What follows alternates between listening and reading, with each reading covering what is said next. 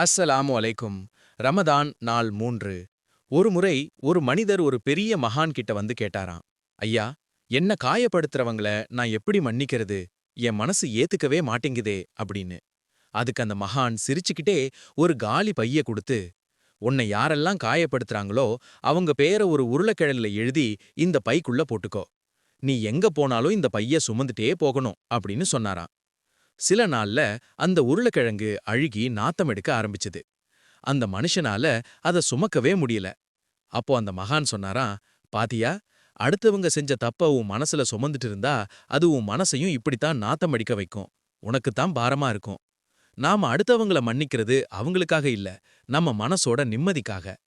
திருக்குரான்ல ஆல இம்ரான் அத்தியாயம் 3 வசனம் 134ல இறைவன் சொல்றான், நல்லடியார்கள் கோபத்தை விழுங்குபவர்களாகவும் மனிதர்களை மன்னிப்பவர்களாகவும் இருப்பார்கள்.